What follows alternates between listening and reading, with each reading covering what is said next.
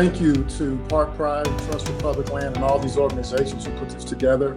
My name is Kenny Hill. I'm a husband, a father of two young daughters. I'm a resident for the last 31 years of this great city.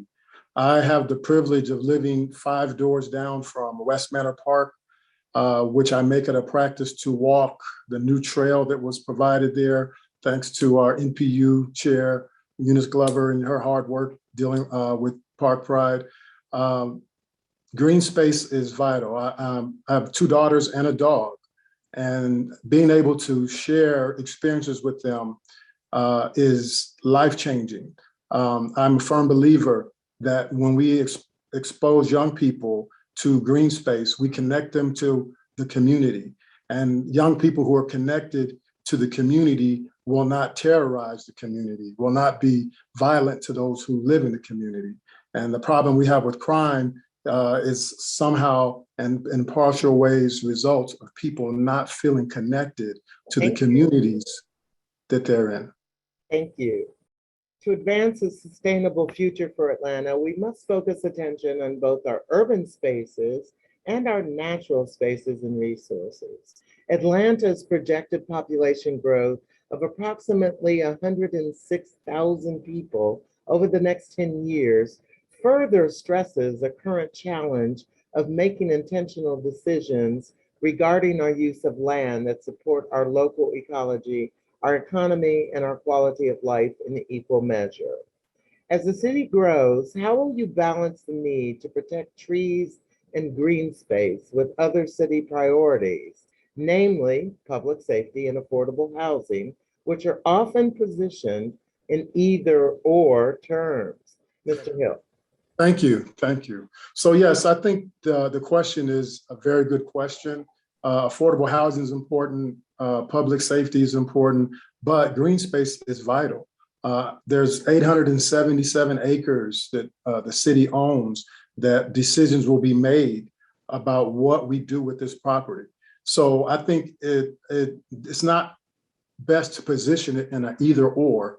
It should be, let's bring that to the table with the developers, the conservatory, the people who want to see specific details for our parks being included.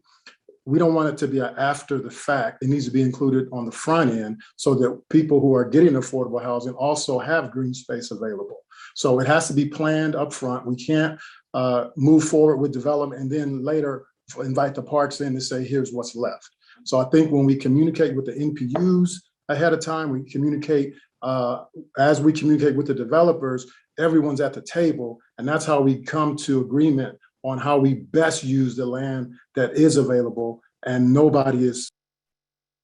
How will you ensure that major new park investments do not displace existing members of the community who cannot afford higher rents and taxes that are likely to result from quality of life improvements?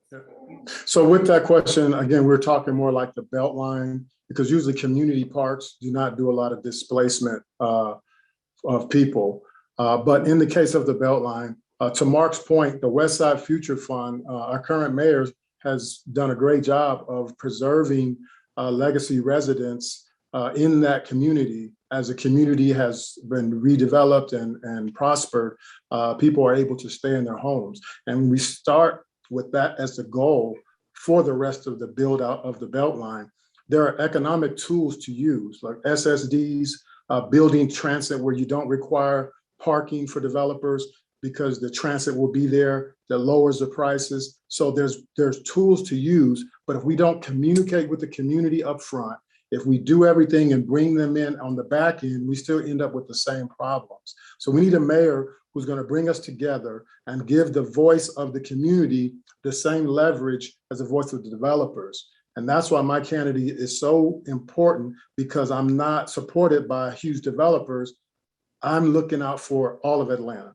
And that has to be the mindset going forward so that we truly have equity for people who want to live near parks and not only have to drive to a park to get to one.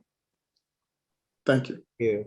While greater public investment is necessary to build and maintain a world-class park system, private dollars are being left off the table.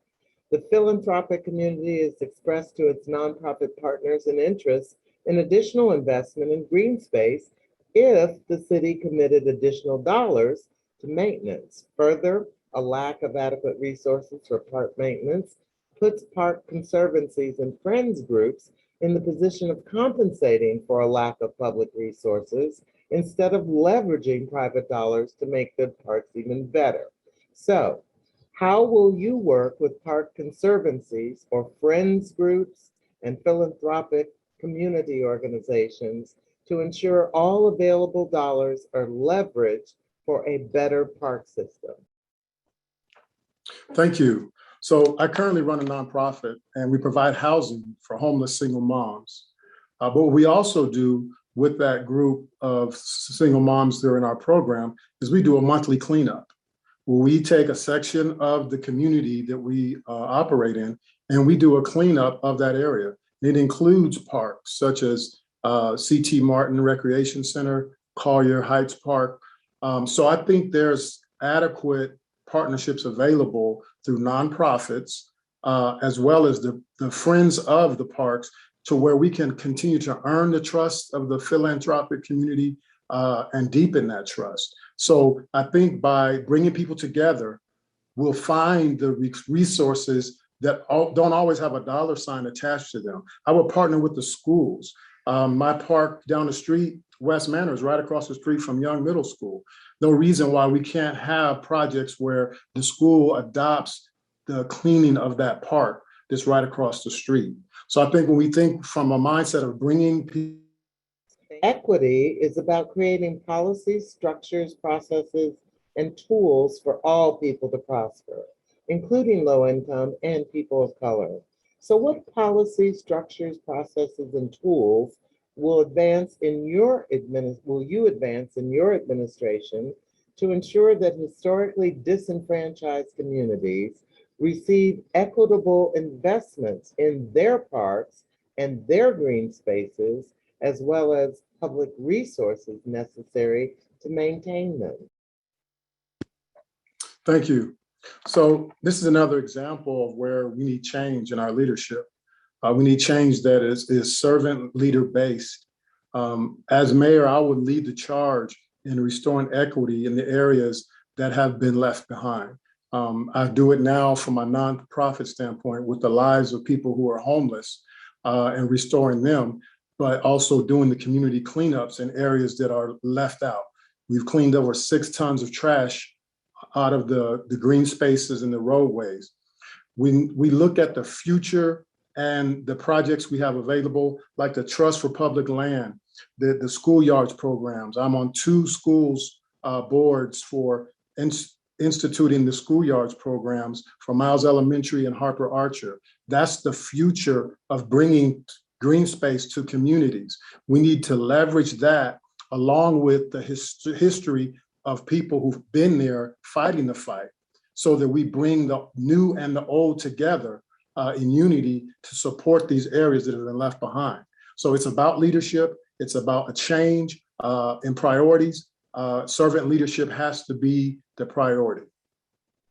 We struggle to slow the loss of mature trees and increase the planting of new ones. For the last 3 years, there's been an effort to rewrite Atlanta's tree protection ordinance so that we can better enforce the protection of trees from illegal and unnecessary removal. Do you support a stronger tree ordinance? And how will you address issues of enforcement? So that's a great question. And I think the first step we need to do is really change leadership around enforcing the current ordinance. The staffing of the team that actually does the inspections for trees is drastically understaffed. So the wait time for them to come out to be able to inspect what can be cut, what should be left as old growth, they need adequate staffing. I've called about trees myself when one was about to fall on my house, and it's a really long time because they're just a couple of people trying to do the whole city. So we need to support that department so that developers have no excuse about it being a time delay. And then we need to just enforce the current ordinance that we have. And if we get the staffing right, then we can do compliance and make sure we're holding people accountable to what we currently have. It doesn't make sense to move the needle if we're not able to enforce it. So that's the kind of change we need from a leadership perspective. The video that opened this session spoke of the need for a green space mayor. Please tell us why you see yourself as that green space champion. Thank you. So we've heard a lot about what people would do. I would point to being the green space champion as a mayor based on what I'm doing already. Community cleanups that we've cleaned over 6 tons of trash off of the streets and the green spaces and the waterways in our city. Being a part of the Trust for Public Land Schoolyards program at 2 elementary schools to bring communities and green spaces together. Those are things that are important to me for the prosperity of our city, as well as my own family. So that is what I bring to the table. Thank you.